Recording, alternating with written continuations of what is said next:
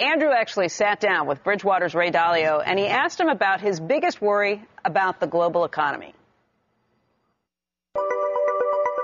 I don't know whether we're beyond the point of being able to successfully manage this, and I worry then about social disruption. I worry about another leg down in the economies causing social disruptions, because deleveragings can be very painful. It depends how they're managed.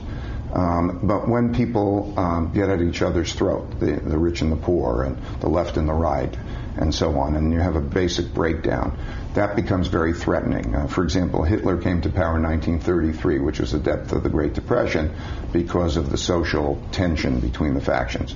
So I think it very much is dependent on how the people work this through together. I worry about the social elements. Not surprisingly, he's also a big believer in gold. Here is what he said about owning the precious yellow metal. I think gold should be a part of everybody's portfolio to some degree, because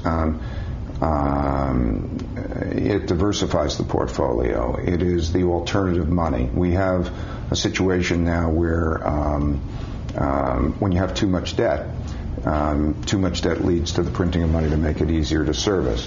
So all of those things mean that some portion should be in gold.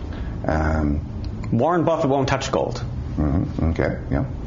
You think he's wrong? Well, clearly you must. I think he's making a big mistake. Yeah. Gold is like cash. It's an alternative version of cash. So over long term, it's not the best investment. Over long term, it's a little bit better than cash over long term. It is, however, when you're having a monetary crisis, when you have a fiat monetary system, and you have the need for money. Debt is a promise to deliver money. Right.